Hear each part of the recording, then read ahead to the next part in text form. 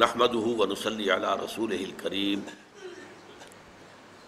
اما بعد فاعوذ بالله من الشيطان الرجيم بسم الله الرحمن الرحيم قل انما انا بشر مثلكم يوحى الي انما الهكم اله واحد فمن كان يرجو لقاء ربه فليعمل عملا صالحا ولا يشرك بعبادة ربه احدا صدق اللہ العظیم۔ رب اشرح لی صدری ویسر لی امری واحلل عقدۃ من لسانی یفقہوا قولی۔ اللہم ربنا الہمنا رشدنا واعذنا من شرور انفسنا، اللہم ارنا الحق حقا وارزقنا اتباعہ وارنا الباطل باطلا وارزقنا اجتنابہ، آمین یا رب العالمین۔ پچھلی نشست میں ہم نے کچھ تو شرک کی حقیقت و اقسام کے بارے میں تمہیدی گفتگو کی، اور پھر شرک فی الذات کی جو دو شکلیں دنیا میں رہی ہیں، ایک وہ کہ جو جلیل القدر پیغمبروں کی امتوں میں پیدا ہوئی، خدا کا کسی کو بیٹا یا بیٹی بنا دینا، اس کا ذکر ہو چکا ہے، اور ایک فلسفیانہ مذاہب میں ہمہ اوست پینتھیزم کی شکل میں یا گاڈ انکارنیٹ، عیسائیوں میں بھی ایک عقیدہ رہا ہے، آج نہیں ہے۔ ایک تو وہ ہے تثلیث کہ ایک اللہ، ایک بیٹا حضرت عیسیٰ اور ایک روح القدس، لیکن ان کے ہاں یہ عقیدہ بھی رہا ہے کہ اللہ ہی ہے حضرت مسیح جو ہے، یعنی گاڈ انکارنیٹ کا تصور بھی ان کے ہاں رہا ہے۔ کرسچنز میں بہت سے مختلف جو ہے مختلف اوقات میں مختلف ادوار میں ان کے عقائد بدلتے رہے ہیں۔ بہرحال مجھے اس وقت جو کچھ عرض کرنا ہے وہ یہ ہے کہ اللہ تعالیٰ کا بڑا فضل و کرم ہے اس امت پر، امت محمد پر صلی اللہ علیہ وسلم، کہ یہ امت اس نوع کے شرک سے تاحال محفوظ ہے۔ اگرچہ عوام الناس کے درجے میں یا شاعروں کی مبالغہ آرائی میں نعتیں کہتے ہوئے جب حدود سے تجاوز کر دیا جاتا ہے، اس میں کچھ شائبہ پیدا ہو جاتا ہے، لیکن کسی بھی مستند فرقے، مستند مسلک کے مستند عقائد میں ایسی کوئی چیز موجود نہیں ہے جسے شرک فی الذات سے تعبیر کیا جا سکے۔ مثال کے طور پر آپ کو ایک شعر سنا رہا ہوں، وہی جو مستوی عرش تھا خدا ہو کر، اتر پڑا وہ مدینے میں مصطفیٰ ہو کر۔ کیا ہے یہ؟ گاڈ انکارنیٹ، اوتار کا عقیدہ۔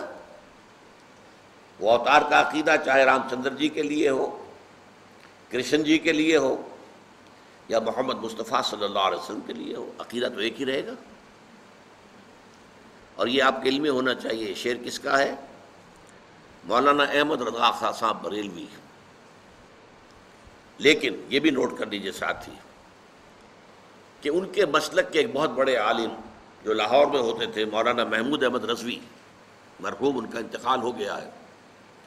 روزنامہ پاکستان میں ایک دفعہ ایک فورم میں بعض لوگوں نے یہ مسئلہ چھیڑ دیا کہ مولانا احمد رضا خان صاحب بریلوی، انہوں نے تو یہ شعر کہا ہے، وہی جو مستوی عرش تھا خدا ہو کر، اتر پڑا وہ مدینے میں مصطفیٰ ہو کر۔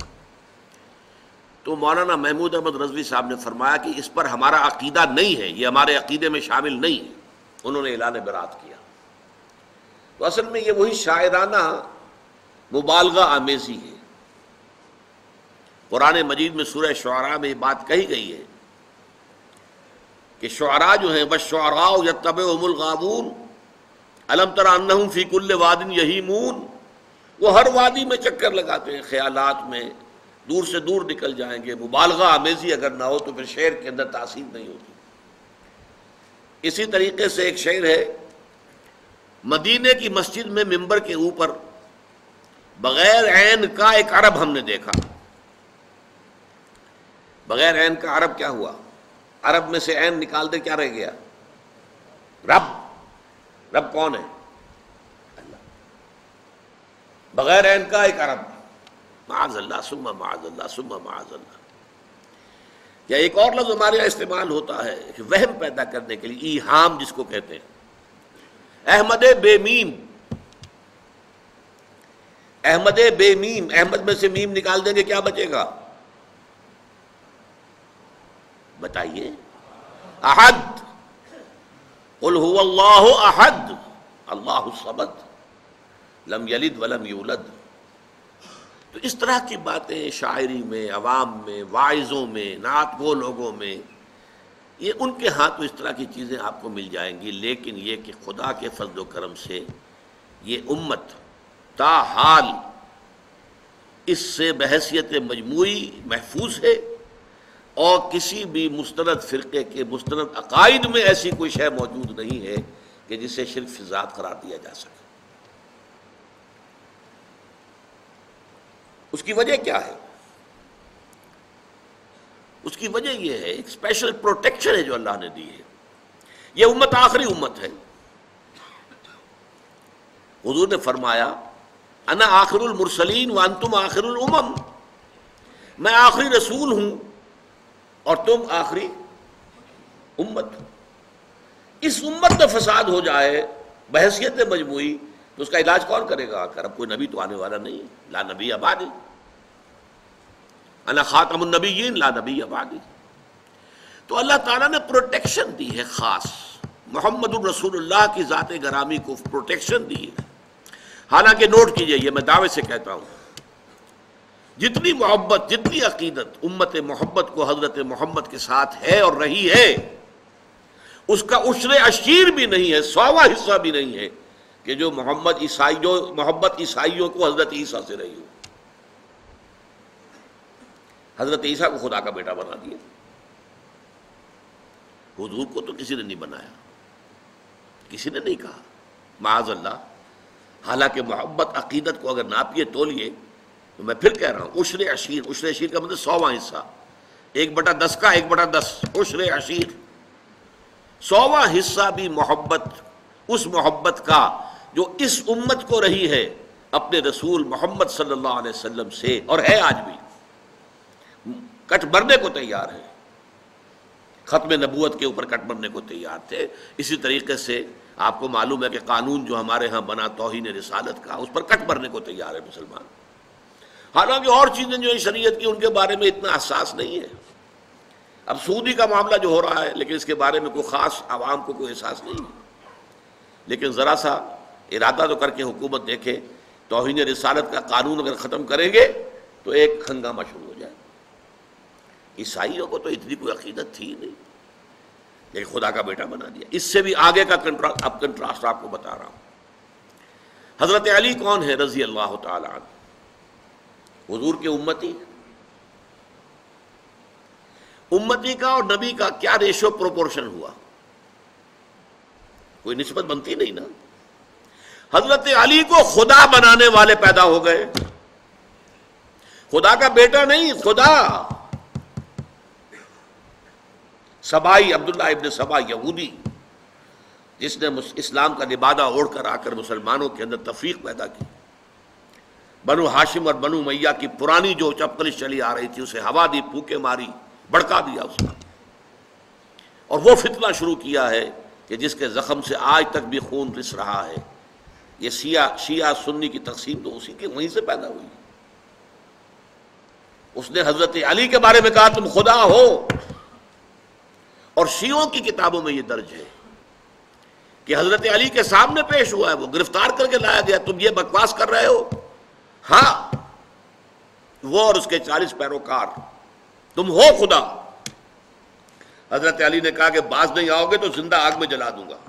کہا ٹھیک ہے، خدا آزمائش کرتا ہی ہے، جانچتا ہے، پرکھتا ہے اپنے ماننے والوں کو، تم ہمیں آگ میں جلا دو لیکن ہم کہتے ہیں تم خدا ہو۔ حضرت علی نے عبداللہ ابن سبا اس کے 40 ساتھیوں کو زندہ آگ میں جلوایا۔ اس وقت بات کہنے کی یہ ہے کہ آپ ذرا کنٹراسٹ دیکھیے، حضرت عیسیٰ کو خدا کا بیٹا کہنے والے پیدا ہو گئے، اور حضور کے ایک امتی کو خدا قرار دینے والے پیدا ہو گئے۔ اگر اس پر آپ قیاس کریں معاذ اللہ ثم معاذ اللہ ثم معاذ اللہ، پھر تو محمد کو تو خدا کا باپ قرار دینا چاہیے تھا نسبت و تناسب کے اعتبار سے. امتی کو خدا بنایا تو خدا سے اوپر کوئی شے ہونی چاہیے نا کہ جو محمد رسول اللہ کا مرتبہ مقام نہیں. یہ بات در حقیقت یہ ہے. یہ ظلم بھی آپ کو معلوم ہے، ہمارے سنی بھائی بھی کرتے ہیں یہ عوام الناس، یا علی مدد. کسی نے یا محمد مدد نہیں کہا آج تک. مسجدوں میں یا محمد تو لکھا ہوا ہے، لیکن یہ یا محمد مدد کا نعرہ کہیں بھی میدان میں نہیں لگا. مدد کا نعرہ لگتا ہے تو حضرت علی رضی اللہ تعالیٰ عنہ کے نام کے ساتھ. اسی لیے حضور نے فرمایا تھا، اے علی تمہاری مثال عیسیٰ کی سی ہے. عیسیٰ کے بارے میں لوگ دو انتہاؤں میں مبتلا ہو گئے. محبت اور عقیدت میں غلو کرنے والوں نے انہیں خدا کا بیٹا بنا دیا، اور ان سے دشمنی اور عداوت رکھنے والوں نے انہیں کافر اور مرتد قرار دے دیا. اسی طرح تمہارے معاملات بھی ہوں گے. تمہیں کافر اور مرتد قرار دینے والے بھی خوارج پیدا ہو گئے، جنہوں نے کہا کہ علی کافر ہے، مرتد ہے، واجب القتل ہے، اور قتل بھی کر دیا، شہید بھی کر دیا ان کے ایک آدمی نے خوارج میں سے. اور دوسری طرف انہیں خدا کہنے والے بھی پیدا ہو گئے. لیکن اللہ تعالیٰ نے حضرت محمد صلی اللہ علیہ وسلم کو اس زیادتی سے، اس ظلم سے محفوظ رکھا ہے. اس کا ایک ذریعہ بھی اللہ نے اختیار کیا. اللہ تعالیٰ کی قدرت اپنی جگہ پر ہے، بغیر کسی ذریعے کے، بغیر کسی سبب کے جو چاہے کر سکتا ہے. لیکن یہ دنیا عالم اسباب ہے. یہ تحفظ کیسے ملا محمد الرسول اللہ صلی اللہ علیہ وسلم کو؟ اس نوع کے شرک سے اللہ نے کیسے محفوظ رکھا ہے کہ آپ کی ذات کے ساتھ ایسی کوئی بات جو ہے وہ منسوب نہیں کی جا سکی. پہلی بات یہ، قرآن مجید میں آپ کی بشریت کو بہت نمایاں کیا گیا کہ آپ بشر ہیں. سورہ بنی اسرائیل میں آتا ہے کہ مکے کے جو سردار تھے قریش کافر، انہوں نے کہا کہ اچھا یہ ہمیں کر کے دکھا دو، یہ معجزے دکھا دو، تمہارے لیے ایک محل تیار ہو جائے فوراً دیکھتے ہی دیکھتے. ایک باغ ہو یہاں پر مکے کی سنگلاخ زمین میں، بے آب و گیا وادی کے اندر، کھجوروں کا انگوروں کا باغ ہو اور اس میں چشمہ بھی بہہ رہا ہو، یہ کر کے دکھا دو. آسمان پہ چڑھ کے دکھا دو، آسمان کا کوئی ٹکڑا ہم پر گرا کے دکھا دو، کچھ تو کر کے دکھاؤ نا تاکہ ہم تمہیں مانیں کہ تم اللہ کے رسول ہو. ساری باتوں کا جواب کیا دیا گیا؟ قل سبحان ربی هل کنت الا بشرا رسولا. اے نبی کہہ دیجئے میرا رب پاک ہے، وہ سب کچھ کر سکتا ہے، لیکن میں نے تو کبھی دعویٰ نہیں کیا، میں نے خدا ہونے کا دعویٰ تو نہیں کیا ہے. میرا دعویٰ تو یہ ہے کہ میں بشر ہوں، اللہ کا اور رسول ہوں. میں بشر ہوں اور اللہ کا رسول ہوں، یہ دعویٰ ہے میرا. یہی دیکھیے آپ آخری آیت سورہ کہف کی، قل انما انا بشر مثلکم. اے نبی کہہ دیجئے، کان کھول دیجئے ان کے، ڈنکے کی چوٹ کہہ دیجئے، میں ایک بشر ہوں تم جیسا. یوحی الی، ہاں مجھ پر وحی کی جاتی ہے. میرا اور تمہارا جو ہے فرق ہے وہ یہ ہے، تمہارے لیے علم صرف یہی ہے جو حواس خمسہ سے اور عقل سے حاصل ہو جاتا ہے، بس. میرے پاس ایک اور ذریعہ علم ہے، وہ وحی کا ہے. یوحی الی، میں ہوں تو بشر تم جیسا. قل انما انا بشر مثلکم یوحی الی، مجھ پر وحی کی جاتی ہے. انما الہکم الہ واحد، کہ تمہارا الہ تو بس ایک ہی الہ ہے، ایک ہی معبود ہے جو تنہا ہے، اکیلا ہے. تو بشریت کو نمایاں کرنا حضور صلی اللہ علیہ وسلم کی قرآن مجید میں جو بار بار آتا ہے، یہ ایک ذریعہ بن گیا کہ وہ تصورات دوسرے جو ہیں وہ لا کر شامل نہ کیے جا سکیں. اس معاملے میں سورہ تغابن کی 2 آیات جو بڑی اہم ہیں. وہاں فرمایا گیا ہے کہ پچھلی جو قومیں آئیں جن کے پاس رسول آئے، جب رسول ان کے پاس آئے اور وہ انہوں نے کفر کیا تو کیا کہا انہوں نے؟ اب بشر یہدوننا فکفروا وتولوا واستغنى اللہ. کیا بشر ہمیں ہدایت دیں گے؟ ہمیں ہدایت دینے کے لیے فرشتہ آتا تو ہم مان لیتے، یہ تو ہمارے جیسا بشر ہے. اس کے بھی دو ہاتھ، ہمارے بھی دو ہاتھ، اس کے بھی دو آنکھیں، ہماری بھی دو آنکھیں، اس کو بھی پیٹ لگا ہوا ہے، کھانے کو مانگتا ہے، ہمارا بھی پیٹ ہے، کھانے کو مانگتا ہے، یہ بھی بازاروں میں گھومتا پھرتا ہے، مال ھذا الرسول یمشی فی الاسواق ویاکل الطعام، کھانا کھاتا ہے، بازاروں میں گھومتا ہے، تو یہ رسول کیسے ہو سکتا؟ اب دیکھیے یہی ایک بیماری ہے جس کا ریورس بعد میں آیا. بیماری ایک ہی ہے، ظہور مختلف شکلوں میں ہوتا ہے، سمپٹمز مختلف ہیں. ان کافروں نے یہ کہہ کر رسول ماننے سے انکار کر دیا کہ یہ تو بشر ہے، رسول کیسے ہو سکتے ہیں. اور بعد میں امتوں میں جب گمراہی آئی، جنہوں نے رسول مان لیا انہوں نے بشریت کا انکار کر دیا. یہ رسول ہے، بشر کیسے ہو سکتے ہیں؟ بیماری ایک ہی ہے، ظہور دو شکلوں میں ہو رہا ہے. اس بات کو اچھی طرح سمجھ لیجیے. قل انما انا بشر مثلکم یوحی الی انما الہکم الہ واحد. دوسری بات، قرآن مجید میں حضور پر بھی وقتاً فوقتاً جو گرفت ہوئی ہے، ٹوکا گیا ہے، کہیں کہیں عتاب کا رنگ ہے، عتاب کا رنگ ہے، غصے کا رنگ ہے.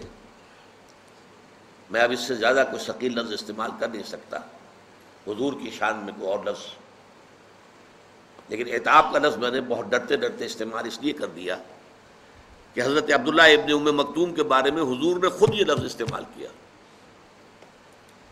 جن کے بارے میں وہ آیات نازل ہوئی تھی. عبس وتولی ان جاءہ الاعمی وما یدریک لعلہ یزکی او یذکر فتنفعہ الذکریٰ اما من استغنی فانت لہ تصدی واما من جاءک یسعی وہو یخشی فانت عنہ تلہی کلا. ماتھے پر بل ڈال لیے، رخ پھیر لیا کہ ایک نابینا ان سے ملاقات کے لیے آیا. کیا معلوم تمہیں کہ وہ تذکر حاصل کرتا اور تزکیہ حاصل کر لیتا.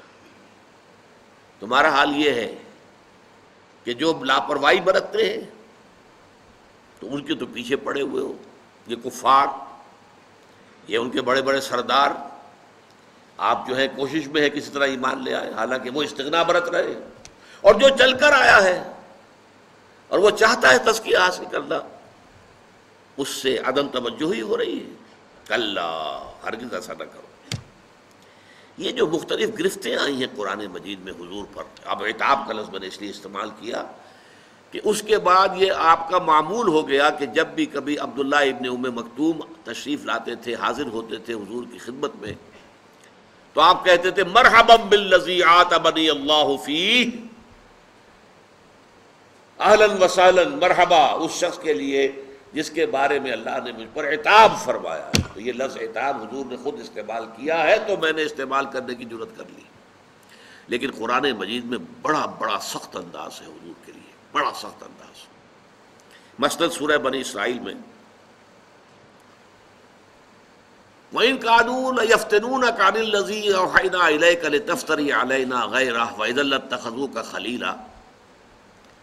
اے نبی، یہ مشرکین اور یہ کفار تلے ہوئے ہیں کہ جو چیز ہم نے آپ کی طرف وحی کی ہے اس سے آپ کو بچلا دیں، تاکہ آپ کوئی اور شے اپنی طرف سے گھڑ کر ہماری طرف منسوب کر دیں. نوٹ کر دیا آپ نے بات. اب آیا وَلَوْلَا أَن ثَبَّتْنَاكَ لَقَدْ كِدتَّ تَرْكَنُ إِلَيْهِمْ شَيْئًا قَلِيلًا. اگر ہم نے ہی آپ کے پاؤں کو جما نہ دیا ہوتا تو عین ممکن تھا کہ آپ ان کی طرف کچھ نہ کچھ جھک ہی جاتے. اور اگر ایسا ہو جاتا اِذًا لَأَذَقْنَاكَ ضِعْفَ الْحَيَاةِ وَضِعْفَ الْمَمَاتِ، تو اس شکل میں ہم آپ کو اے نبی دنیا میں بھی عذاب دگنا دیتے اور آخرت میں بھی دگنا عذاب دیتے. ثم لا تجد لك علينا نصيرا، اور پھر آپ ہمارے مقابلے میں کسی کو اپنا مددگار نہ پاتے، کوئی آپ کو ہماری پکڑ سے، ہماری سزا سے بچا نہ سکتا. یہ بھی انداز جو ہے قرآن مجید کا، اور بہت سے مقامات ہیں. یہ تو میں نے چند جو ہے نمونہ مشترک خروارے آپ کے سامنے رکھ دی. یہ بھی در حقیقت ایک بہت بڑا ذریعہ بنا ہے اس کا کہ یہ جو الوہیت کو حضور کے ساتھ متصف کر دینا. ایک اور واقعہ تو اور جو بہت مشہور ہے، ویسے حضور نے کبھی بد دعا نہیں دی، لیکن ایک موقع پر ایک جملہ ایسا نکل گیا جس کے اندر بد دعا کا رنگ تھا، واضح طور پر بد دعا بھی نہیں تھی وہ۔ غزوہ احد میں جب آپ زخمی ہوئے ہیں اور آپ کے چہرے پر وار پڑا ہے تلوار کا، اور آپ کے رخسار مبارک کی ہڈی جو ہے اس کے اندر زخم ہوا، اور آپ کے 2 دانت جو ہے وہ شہید ہوئے، خود جو پہنا ہوا تھا اس کی 2 کڑیاں آپ کی اس ہڈی کے اندر، رخسار کی ہڈی کے اندر گھس گئیں۔ انہیں جب نکالنا چاہا، ایک صحابی نے دانت پکڑ کر کھینچا تو ان کے دانت نکل گئے، وہ نہیں نکلی، اور پھر کسی اور نے کسی طریقے سے نکالا ہے تو خون کا فوارہ چھوٹا ہے۔ پھر اس پر حضور کی زبان مبارک سے الفاظ نکل گئے، کیف یہد اللہ قوما خضبوا وجہ نبیہم بالدم، اللہ اس قوم کو کیسے ہدایت دے گا جس نے اپنے نبی کے چہرے کو خون سے رنگین کر دیا۔ فوراً آیت اتر آئی، لیس لک من الامر من شیء، لیس لک من الامر شیء، اے نبی آپ کے پاس اختیار کوئی نہیں ہے، اما یعذبہم، اللہ چاہے گا تو انہیں عذاب دے گا، اما یتوب علیہم، اللہ چاہے گا ان کی توبہ قبول کر لے گا۔ یہ اختیار ہمارا ہے، اٹس اور پریروگیٹو، انگریزی میں آپ کہیں گے یہ ہمارا جو ہے یہ خاص اختیار ہے، پریروگیٹو ہے، اس میں کسی کو دخل نہیں ہے۔ اور عجیب یہ تاریخ کا واقعہ بڑا عجیب ہے کہ وہ حادثہ جس شخص کی وجہ سے ہوا، خالد ابن ولید، اس لیے کہ وہی تھے کمانڈر، کیولری جو تھی، رسالہ جو تھا کفار کا، مشرکین کا، اس کے کمانڈر وہ تھے، ایمان نہیں لائے تھے، کافر تھے، مشرک تھے۔ انہوں نے دیکھ لیا کہ وہ اب جو درہ ہے جہاں پر 50 تیر انداز حضور نے کھڑے کیے تھے وہ خالی ہو گیا، پورے احد کا چکر دے کر ادھر سے آ کر جو حملہ کیا ہے، پھر 70 صحابہ شہید ہو گئے، حضور مجروح ہوئے اور بے ہوش ہو گئے، اس لیے کہ اتنا خون بہہ گیا کہ ضعف کی وجہ سے بے ہوشی طاری ہو گئی، مشہور ہو گیا کہ حضور کا انتقال ہو گیا۔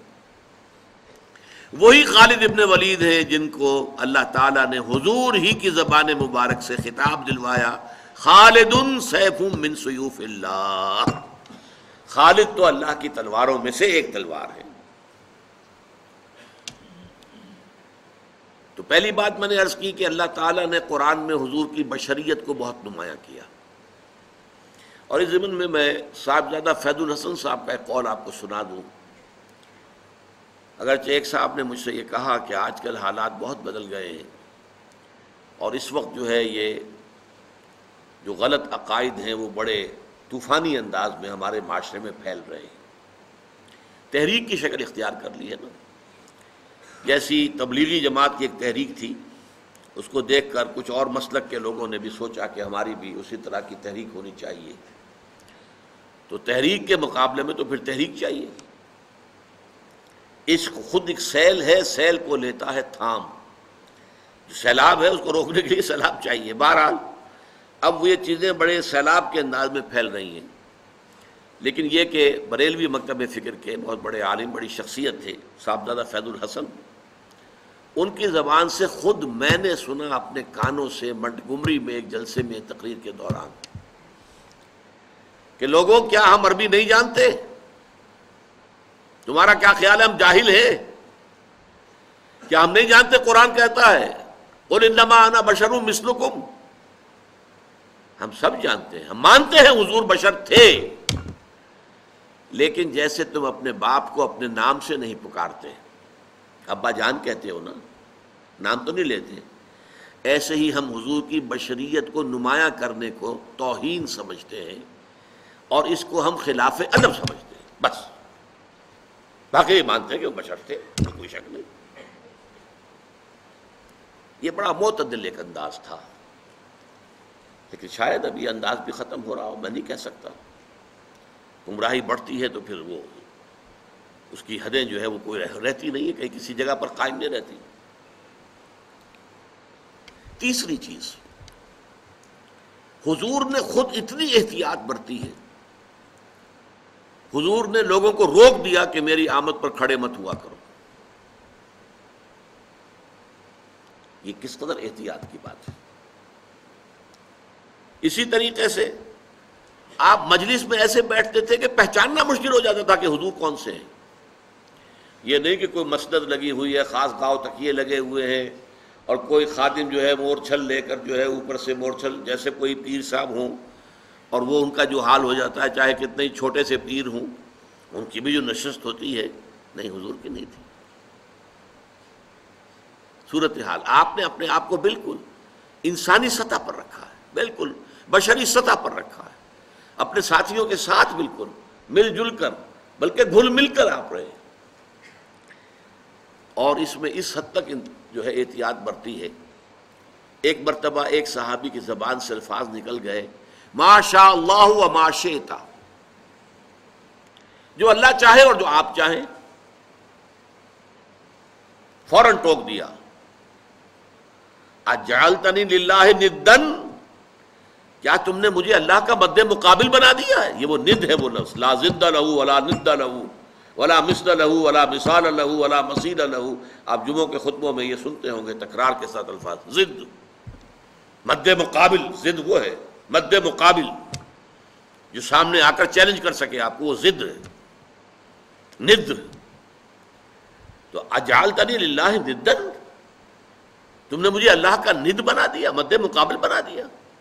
مشیت صرف اللہ کی ہے، وہ جو چاہتا ہے ہوتا ہے. میری مشیت، اگر میری مشیت سے کچھ ہو سکتا تو ابو طالب ایمان لائے بغیر دنیا سے کہیں کبھی نہ جاتے. کتنی محبت تھی حضور کو ابو اپنے چچا سے، کتنے احسانات تھے ابو طالب کے حضور کی گردن پر. ایک آہنی فصیل بن کر کھڑے رہے ہیں، پروٹیکشن دی ہے. اور پورا بنو ہاشم کا خاندان ہے کہ سردار تھے بنی ہاشم کے، تو بنو ہاشم ان کے حکم سے ادھر ادھر ہو سکتے ہی نہیں تھے. قبائلی نظام بڑا مضبوط تھا، اور وہ حضور کا پشت پناہ بنا رہا آخر وقت. آخری وقت بھی حضور نے فرمایا ہے، چچا جان میرے کان میں ہی کہہ دیجئے الفاظ اشہد ان لا الہ الا اللہ واشہد ان محمدا عبدہ ورسولہ، میں اللہ کے ہاں جا کے گواہی دے سکوں گا کہ یہ ایمان لے آئے تھے. لیکن یہ کہ اس وقت وہ عربوں کا جو ایک خاص ہوتا ہے، ایک اب کیا اسے کہیں، اپنا ایک غرور کہہ لیجئے، زوم کہہ لیجئے. کہتے کیا ہیں کہ بھتیجے مجھے خوب معلوم ہے کہ تیرے دین سے بہتر کوئی دین نہیں ہے، لیکن میں یہ نہیں چاہتا کہ عرب کی عورتیں تانا دیں کہ ابو طالب جو ہے موت سے ڈر کر ایمان لے آیا.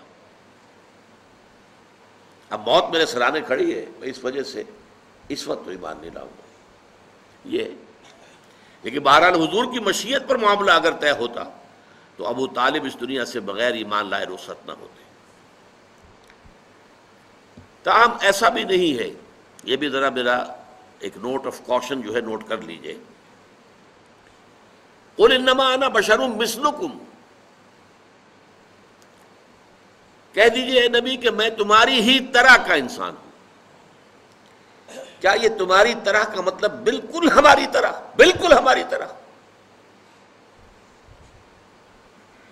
نعوذ باللہ.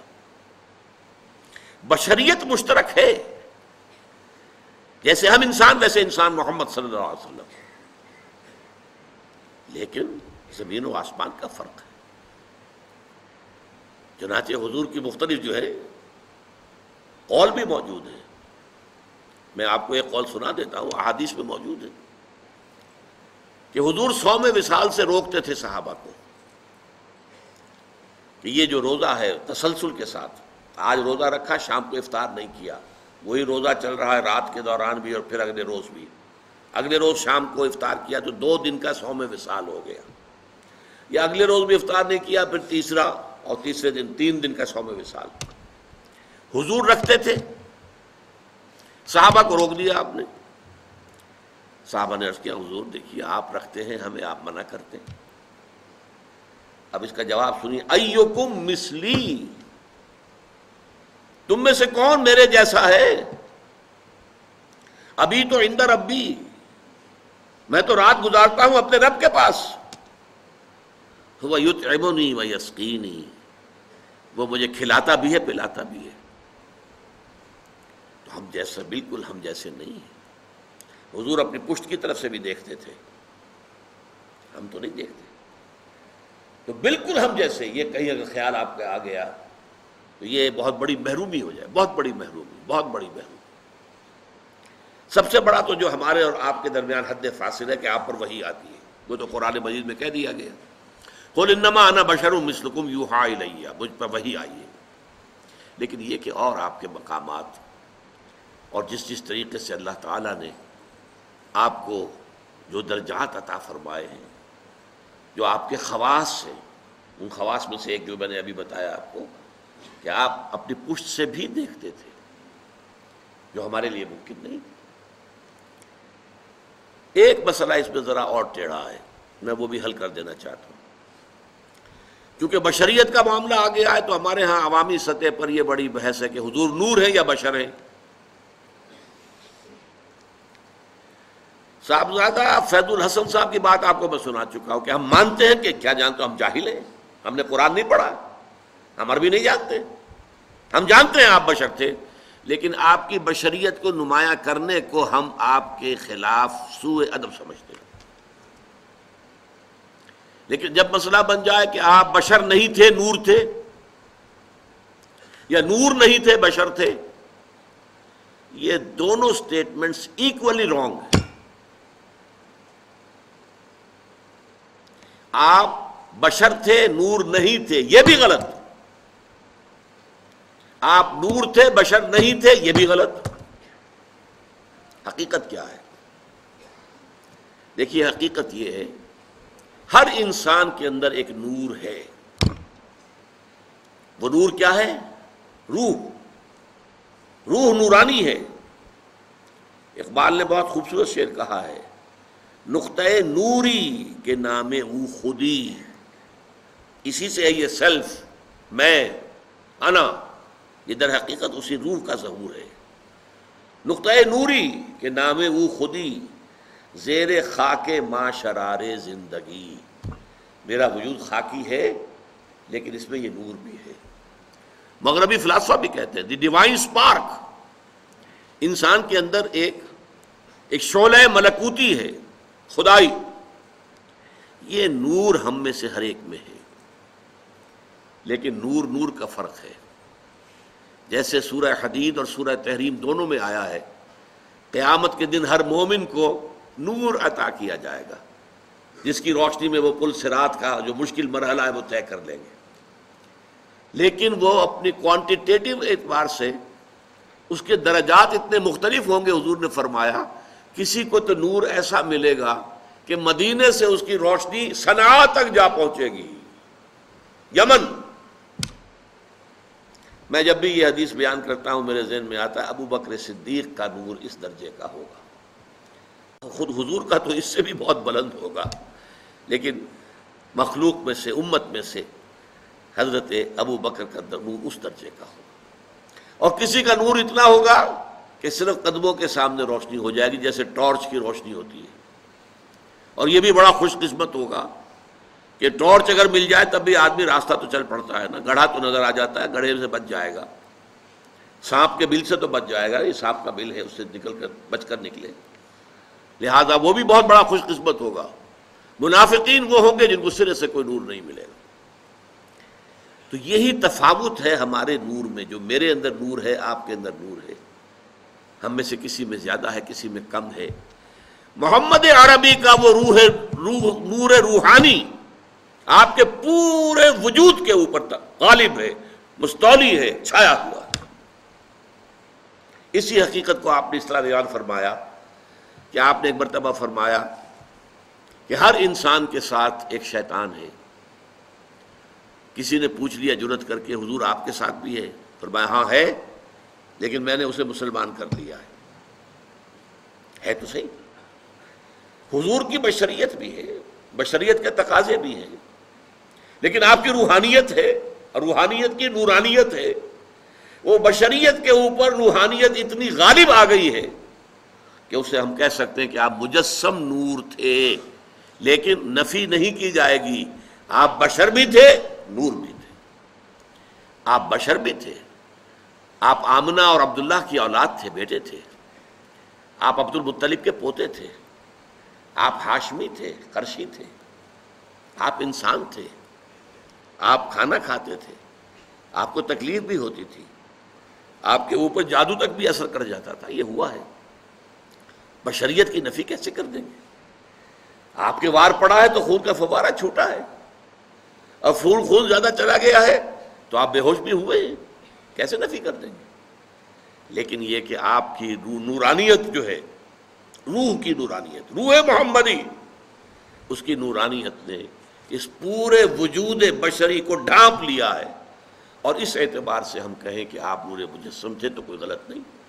تو آپ نور بھی تھے اور بشر بھی تھے، ان میں سے کسی ایک پہلو کی نفی بھی کرنا میرے نزدیک بہت بڑی غلطی ہے، بلکہ میں اسے گمراہی سے بھی تعبیر کروں گا۔ شرک فی الذات کی بحث تو یہاں ختم ہوئی، اب جو چند منٹ باقی ہیں اس میں شرک فی الصفات کا مسئلہ جو ہے اس کو اصولی طور پر جان لیجئے۔ شرک فی الصفات کا مسئلہ بڑا ٹیڑھا ہے، اس لیے کہ اس میں ایک پیچیدگی ہے۔ پیچیدگی کیا ہے؟ ہماری زبان کی محدودیت ہے کہ ہم وہی لفظ ایڈجیکٹیوز کی حیثیت سے، صفات کی حیثیت سے جو مخلوق کے لیے استعمال کرتے ہیں وہی خالق کے لیے استعمال کرتے ہیں۔ اللہ عالم ہے، علیم ہے، علامہ ہے، ٹھیک، انسانوں میں بھی علیم بھی ہیں، علامہ بھی ہیں، لفظی اشتراک ہو گیا کہ نہیں؟ اللہ کا بھی وجود ہے، ہمارا بھی وجود ہے، اللہ میں بھی قدرت ہے، ہم میں بھی قدرت ہے، اللہ بصیر ہے، ہم بھی بصیر ہیں، اللہ سمیع ہے، ہم بھی سمیع ہیں۔ یہ الفاظ ہمارے مشترک ہیں، لیکن ان کے مفاہیم زمین و آسمان کا فرق ہے۔ جب ایک لفظ اللہ کے لیے بولا جائے گا تو اس کا مفہوم کیا ہوگا، اور جب وہی لفظ مخلوق میں سے کسی کے لیے بولا جائے گا تو اس کا مفہوم کیا ہوگا، زمین و آسمان کا فرق۔ وہ تین ہیں کارڈینل پرنسپلز، ان کو آپ نوٹ کر لیجئے، یاد کر لیجئے، حفظ کر لیجئے۔ اللہ کا وجود ذاتی ہے، کسی اور نے انہیں عطا نہیں کیا ہے۔ مخلوق کا وجود ذاتی نہیں ہے، عطائی ہے، اللہ نے وجود دیا ہے تو ہوا۔ اسی طرح اللہ کی صفت ذاتی ہے، کسی کی عطا کردہ نہیں ہے۔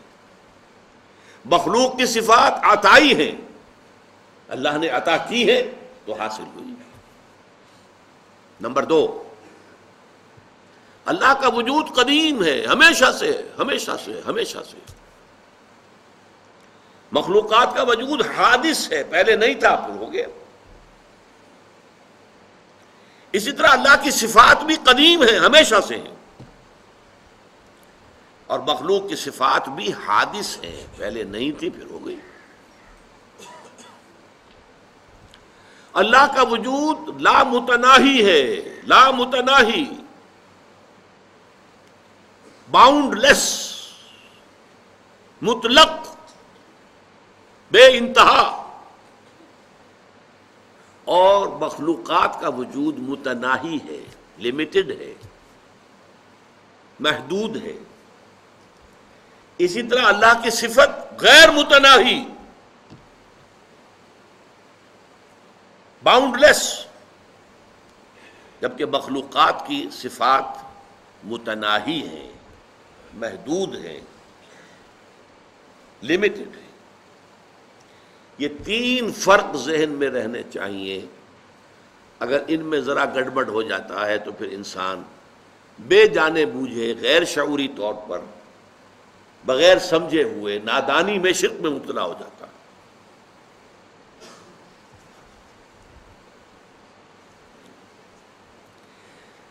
اب اس میں سے مثلاً ایک مسئلہ میں یہاں اس پر ڈسکس کر لیتا ہوں۔ علم، اللہ کا علم ذاتی ہے، ٹھیک، اللہ کا علم قدیم ہے، اللہ کا علم غیر محدود ہے۔ مخلوقات کل کی کل، کوئی بھی ہو، کسے باشد، وہ فرشتے ہوں وہ نبی ہوں، رسول ہوں، اولیاء اللہ ہوں، ان کا علم ذاتی نہیں عطائی ہے۔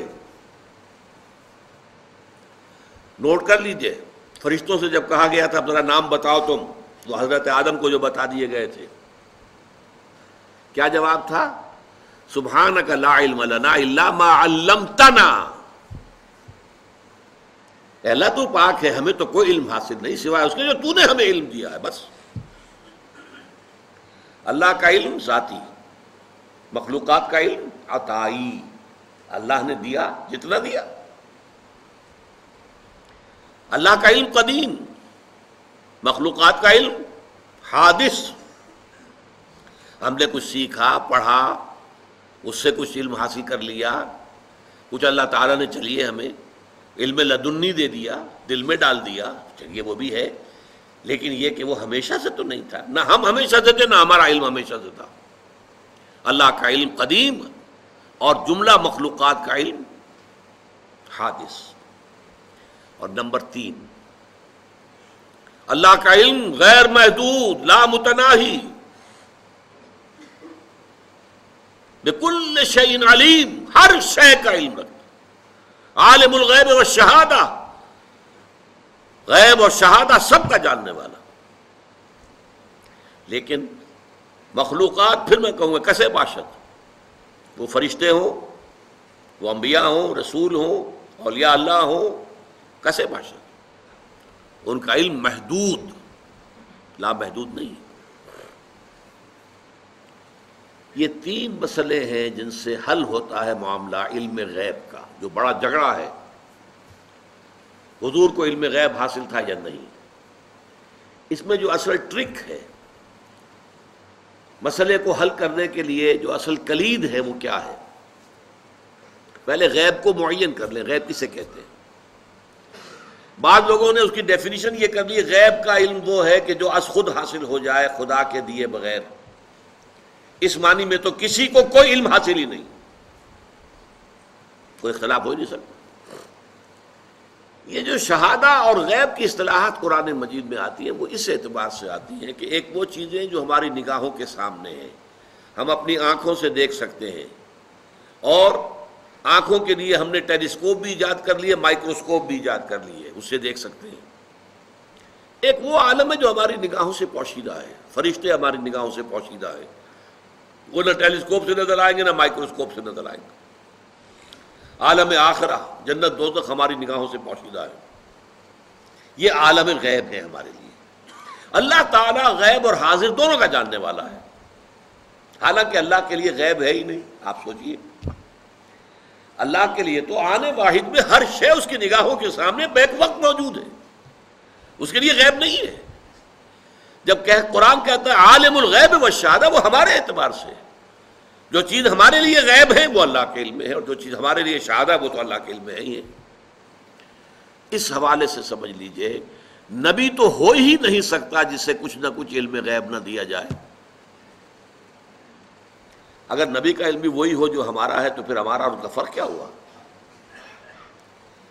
نبی نے فرشتے کو دیکھا ہے، نبی کو جنت اور دوزخ کی سیر کرائی گئی ہے، ملکوت السماوات والارض حضرت ابراہیم کو دکھائے گئے ہیں، کذالک نری ابراہیم ملکوت السماوات والارض۔ معراج میں حضور کو کیا کچھ دکھایا گیا ہے؟ یہ اگر یہ چیزیں غیب کی ہیں نا، اگر یہ چیزیں وحی فرشتہ یہ غیب ہے نا، تو غیب کا علم نہ دیا جائے تو نبی کہاں ہوا؟ وہ تو پھر عام انسان ہے۔ قل انما انا بشر مثلکم یوحی الی، وحی آ رہی ہے میرے پاس، تو یہ از خود غیب سے معاملہ آ رہا ہے۔ البتہ کل غیب جو ہے وہ اس کی نفی ہو جائے گی، کل غیب نہیں۔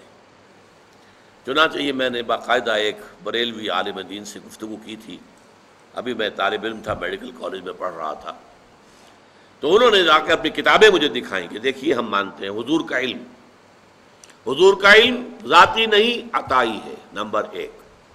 حضور کا علم قدیم نہیں حادث ہے، نمبر 2۔ حضور کا علم لا محدود نہیں محدود ہے۔ تو میں نے کہا پھر میرا تو آپ سے کوئی جھگڑا نہیں ہے، 3 باتیں آپ واقعی مان لیں تو پھر میرا کوئی جھگڑا نہیں، میرا اختلاف تو ختم ہو گیا۔ اب ٹیکنیکل بحث ہے، قرآن مجید میں بھی آیا ہے لا یظہر علی غیبہ الا من ارتضی من رسول، اللہ اپنے غیب کو ظاہر نہیں کرتا مگر اپنے رسولوں میں سے جن کو پسند کرتا ہے ان کو وہ غیب کی خبر دیتا ہے، غیب کی خبریں دیتے ہیں نبی، تبھی تو وہ نبی کہلاتے ہیں۔ تو یہ غیب کا مسئلہ ہمارے ہاں علم غیب کا ہے، وہ بھی اس سے حل ہو جاتا ہے۔ باقی اس مسئلے پر انشاءاللہ اگلے اتوار کو گفتگو ہوگی۔ بارک اللہ لی ولکم فی القرآن العظیم ونفعنی وإیاکم بالآیات والذکر الحکیم۔